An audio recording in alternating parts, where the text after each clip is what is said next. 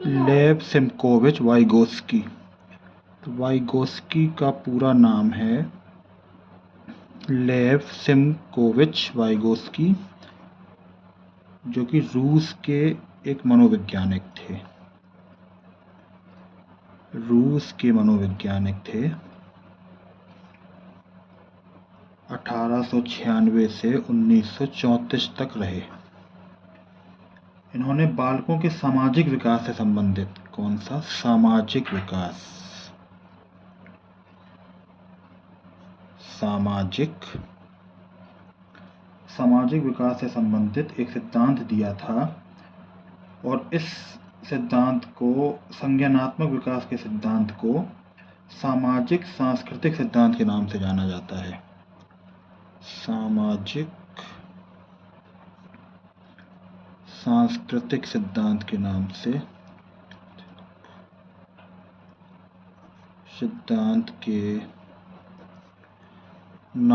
जाना जाता है। अब बात करते हैं ये सिद्धांत क्या है। वाइगोस्की का सामाजिक सांस्कृतिक सिद्धांत बालक के संज्ञानात्मक विकास पर आधारित है। संज्ञानात्मक विकास पर आधारित है, और इसके अनुसार बालक का संज्ञानात्मक विकास एक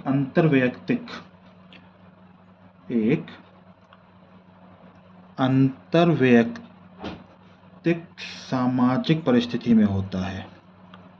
अंतरवैयक्तिक सामाजिक परिस्थिति में होता है। अंतरवैयक्तिक सामाजिक परिस्थिति में होता है। समाज में उसके लिए जैसी सुविधाएं उपलब्ध होंगी, उसका विकास वैसा ही होगा। वाइगोस्की का सिद्धांत निर्माणवाद पर आधारित एक सिद्धांत है। किस पर आधारित है? निर्माणवाद पर। तो ये भी प्रश्न आ सकता है। निर्माणवाद पर आधारित सिद्धांत है। बालक को अपने वास्तविक विकास के स्तर से अलग संभाव्य विकास के स्तर की ओर ले जाने की कोशिश करता है, जिसका बिना किसी चीज के विकास होना चाहिए था, इससे उसको क्या करता है, अलग ले जाता है। और इन दोनों स्तरों के बीच के स्तर को वाइगोस्की ने निकट विकास का क्षेत्र कहा है। अब जो उसका विकास हो सकता था और जो हम करवाना चाहते हैं, उसके बीच के स्तर को कहते हैं निकट विकास का क्षेत्र। निकट विकास का क्षेत्र।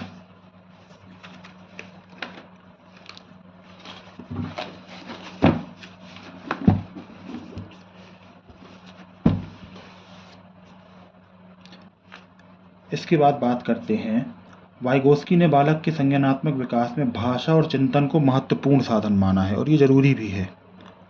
भाषा को और चिंतन को क्या किया है? महत्वपूर्ण साधन माना है। छोटे बच्चे द्वारा भाषा का प्रयोग केवल सामाजिक संचार के लिए किया जाता है, बल्कि वह अपने व्यवहार को नियोजित और निर्देशित करने के लिए भी करता है। तो ऐसा नहीं है कि छोटे बच्चे जो अपनी भाषा का प्रयोग करते हैं तो वो केवल उसको अपने विचार को यहाँ से वहाँ पहुँचाने के लिए करते हैं, जबकि वो अपने व्यवहार को नियोजित और निर्देशित करने के लिए भी करते हैं। बच्चों में भाषा और चिंतन दोनों ही पहले स्वतंत्र रूप से विकसित होते हैं। क्या होते हैं? पहले वो स्वतंत्र रूप से विकसित होते हैं। पहले वो स्वतंत्र रूप से विकसित होते हैं, और बाद में क्या होते हैं? आपस में मिल जाते हैं। बाद में आपस में मिल जाते हैं। अब इसके बाद बात करते हैं कि इसके हिसाब से हम लोग क्या सकते हैं। तो पहला तो कह सकते हैं, बालक के संज्ञानात्मक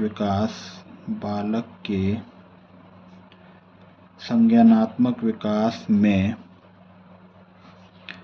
संस्कृति एक महत्वपूर्ण कारक है, और बालक का संज्ञानात्मक विकास अधिगम के द्वारा ही संभव है। अधिगम के द्वारा, अधिगम यानी सीखना, अधिगम के द्वारा ही संभव है।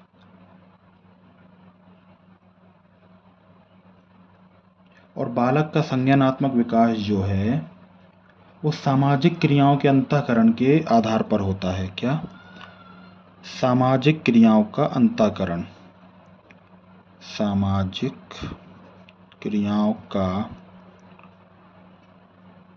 अंतःकरण इसके द्वारा ही होता है। और निकट विकास का क्षेत्र मानसिक कार्यों पर आधारित है।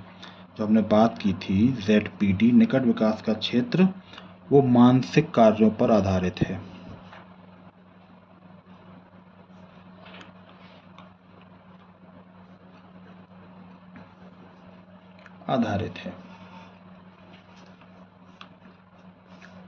तो वाइगोत्स्की के सिद्धांत में खेल की भूमिका, तो वाइगोत्स्की को विश्वास था कि खेल संज्ञानात्मक, भावात्मक और सामाजिक विकास को बढ़ावा देता है। विकास में खेल के महत्व के बारे में वाइगोत्स्की का दृष्टिकोण समन्वयकारी था कि ये होना चाहिए। और वाइगोत्स्की ये भी मानते थे कि खेल बच्चों को अपने व्यवहार पर नियंत्रण की क्षमता देने वाला मानसिक उपकरण है। पर जनरली लोग खेल को उतना अच्छा नहीं मानते हैं, जो कि गलत चीज़ है। खेल में जो कल्पित स्थितियां खड़ी की जाती हैं, बच्चे के व्यवहार को एक खास तरह से नियंत्रित करने वाली, दिशा देने वाली प्रथम बाधाएं हैं। खेल व्यवहार को संगठित करता है। क्या करता है? व्यवहार को संगठित करता है।